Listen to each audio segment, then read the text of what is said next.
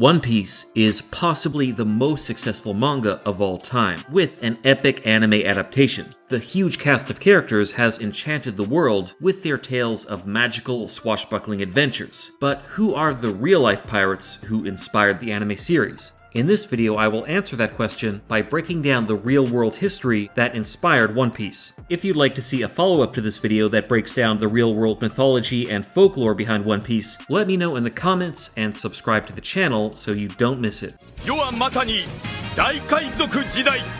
One Piece creator and mangaka Eiichiro Oda has clearly taken inspiration from the real-life Golden Age of Piracy. This was a historical period stretching roughly from 1690 to 1740, and many of the manga's characters are based, or at least named after, real historical figures. For example, to take just one of the alliances in the manga, the 11 Supernovas, Capone Gang Bedge is named after the notorious American gangster Al Capone, but let's stick to pirates and privateers. X-Drake is named after Sir Francis Drake, a loyal servant of Queen Elizabeth I and founding member of her fleet of privateers known as the Sea Dogs. Magician Basil Hawkins is named after John Hawkins, another member of the Sea Dogs who served with Drake. Glutton Jewelry Bonnie is named after Anne Bonny, an Irish pirate, hellraiser, and lover of another pirate, Captain Kaliko Jack Rackham, who is referenced in One Piece by Kaliko Yorki, the captain of the Rumbar Pirates. Eustace Kidd is an amalgamation of Captain Kidd, a pirate who left behind rumors of buried treasure that have lasted centuries, and a French mercenary and pirate named Eustace the Monk.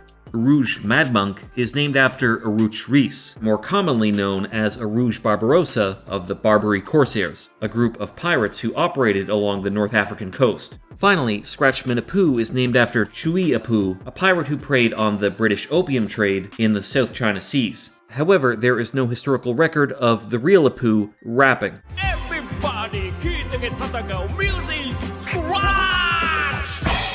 Much of the information we have about these real-life pirates comes from a book which itself has mysterious origins. A General History of Robberies and Murders of the Most Notorious Pirates was published in 1724 under the name of author Captain Charles Johnson. It marks the first known use of the term Jolly Roger to describe the pirate flag. It is believed this term comes from the French phrase Joli Rouge, meaning pretty red, because some of the first pirate flags were plain red banners to signify the color of blood. The pirates of One Piece fly a wide variety of Jolly Rogers to mark the identity and allegiance of each crew. Similarly, in history, there was no one flag that all pirate ships used. Some flags were plain black, some plain red, while others were variations on the skull and crossbones design. Johnson's book ignited an interest in pirates and inspired the creation of Treasure Island by Robert Louis Stevenson, as well as the character of Captain Hook in J.M. Barrie's Peter Pan. However, the true identity of the book's author remains a mystery to this day. There is no trace of a Charles Johnson serving as a ship's captain found in any historical records. In the early 20th century, one scholar suggested the real author might have been Daniel Defoe. As the author of Robinson Crusoe and Captain Singleton, Defoe would certainly have been familiar with the lore of the sea. Bid our father the Sea King rise from the depths full foul in his fury. Not that Defoe. Despite this uncertainty, modern research has shown that Johnson's book is surprisingly accurate regarding historical facts. The roots of the Golden Age of Piracy lie in the mid-16th century, when Elizabethan England was facing the threat of war with Spain. In order to undermine the Spanish Empire's maritime power without launching an all-out war, Queen Elizabeth I authorized a group of naval officers to operate in secret, attacking and robbing Spanish supply ships. These men became known as the Sea Dogs, and the Queen issued them the Letters of Marque, which secretly declared their activities legal under English law. The Elizabethan Sea Dogs, led by men such as Sir Francis Drake, Sir Walter Raleigh, Sir John Hawkins, and Sir Martin Frobisher, became privateers, in other words, officially licensed pirates. Suitably, Oda took the names Drake and Raleigh for major characters in One Piece. The Sea Dogs carried on their campaign of raids against the Spanish until Elizabeth I died and James I took the English throne, bringing an end to hostilities against Spain. Meanwhile, a similar situation was occurring across the world during Japan's Sengoku period. The Seto Inland Sea served as Japan's main seaborne transport line between its islands, major ports on the mainland coast, and other countries such as Korea and China. It was such a vital route for food and supplies that Japan's fiefdoms often had their own private navies known as suigun, or water armies. The largest fleet of these licensed privateers was known as the Murakami Suigun, and their base was the maritime trade hub of Inoshima Island. The Murakami Suigun were known as the Lords of the Sea, like the Okashichibukai, or Seven Warlords of the Sea in the One Piece universe. With the demise of the Elizabethan sea dogs, many of the less privileged sailors found themselves at a loose end. Like many trained men of war in the past, they felt abandoned and neglected when peace broke out. At the same time, European powers were expanding their colonial empires in the New World. A network of trade in food, precious metals, and slaves was established across the Atlantic Ocean. The East India Company became the first multinational corporation and exercised almost as much power as the world government in One Piece, as well as their decadent hangers-on, the world nobles. The unemployed privateers encountered French squatters on Hispaniola, known as the Buccaneers, who occupied the island from an island fortress called Tortuga. The Buccaneers took their name from the word bucan, which is a wooden frame used to smoke meat over an open fire. Teaming up with the privateers, they began to launch raids on the Spanish galleons and settlements, becoming the first wave of pirates of the Golden Age. These pirate crews were usually formed from unemployed privateers, fugitive slaves, and young men or sometimes women from poor families who hungered for wealth and adventure. Their ships were not the heavily armed variety we see in the movies, but small, fast, easily maneuverable crafts that could navigate the shoals that larger ships couldn't, like Luffy's Going Merry ship, but a bit bigger.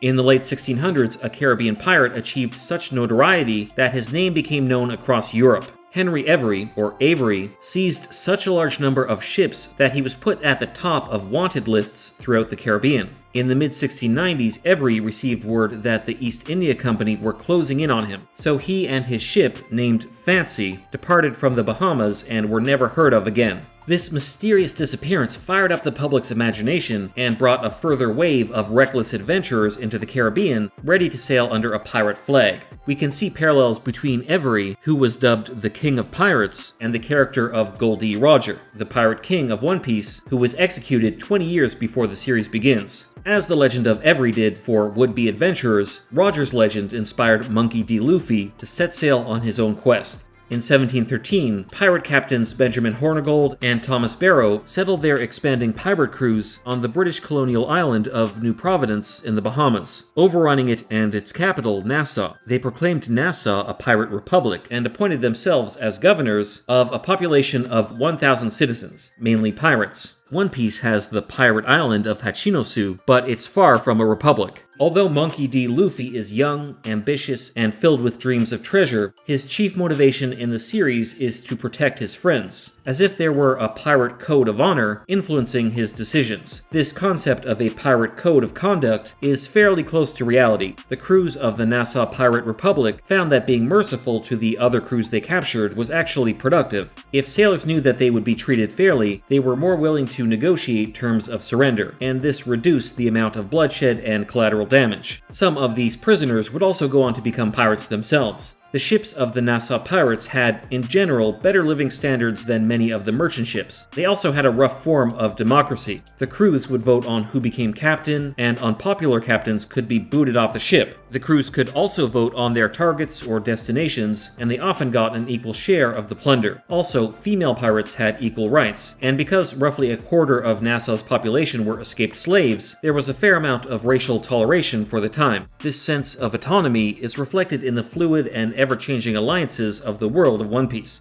Luffy sails with a core crew of like-minded souls, the Straw Hat Pirates, but they often team up with other pirate crews who have similar goals. They are usually united by their resistance to the Marines, the Emperors, and the New World government. Within the universe of One Piece, however, Oda creates a balance. On one side, there is the idealistic, swashbuckling Luffy. On the other hand, however, there is the sadistic villainy of Blackbeard, who reflects the terror that real-life pirates could strike into the hearts of ordinary citizens.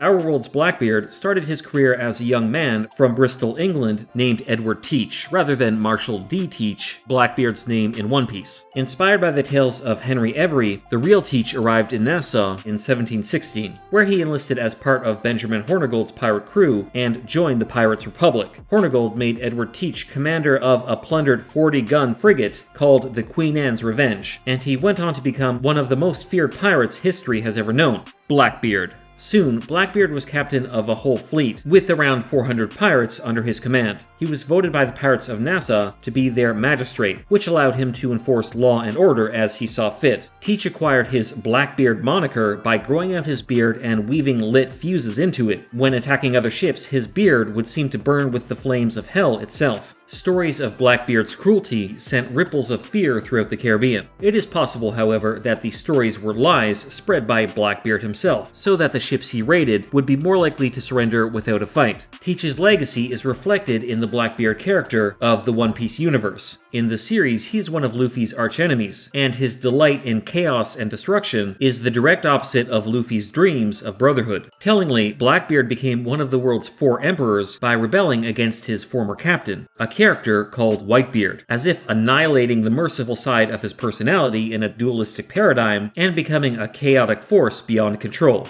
The Pirate Republic of Nassau, with its exuberant disregard for authority, couldn't last forever. In 1718, King George I of England appointed a new governor of the Bahamas, Woodes Rogers, who delivered an ultimatum to the pirates: renounce piracy and accept the king's pardon, or die. The pirates were declared hostis humani generis, enemies of all mankind, and denied citizenship, rights, or any form of protection. Ironically, the man who helped create the Republic, Benjamin Hornigold, was one of the first to accept the king's pardon. Woodes Rogers craftily appointed Hornigold and his crew as pirate hunters, tasked with capturing any of their colleagues who refused to relinquish piracy. This reminds us of the Shichibukai of One Piece, who served the world government by hunting other pirates and collecting the bounties on their heads. By early 1719, the Pirate Republic of Nassau was at an end. The remaining pirates went on the run to West Africa, the East Indies, or the North American coast. In 1722, the last great pirate, Bartholomew Roberts, who Bartholomew Kuma of One Piece is named after, was killed in battle.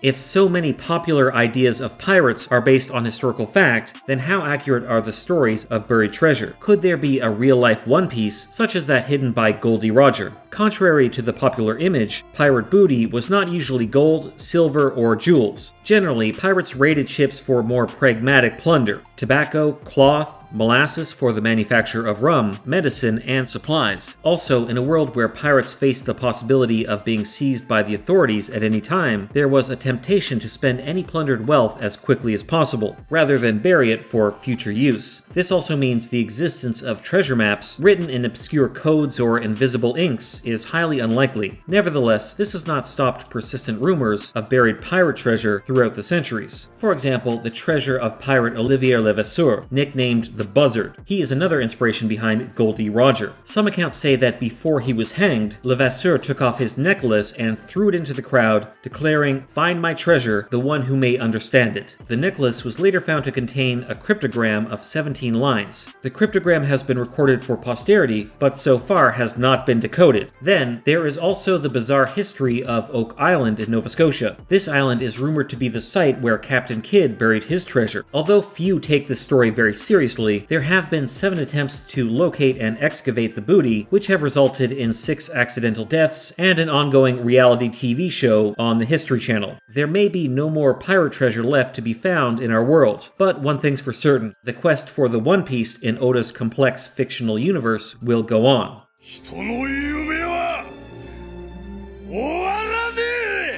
That's all I'm going to cover in this video, but if you noticed a reference to real-world history in One Piece that I didn't cover in this video, please let me know what it is in the comments below.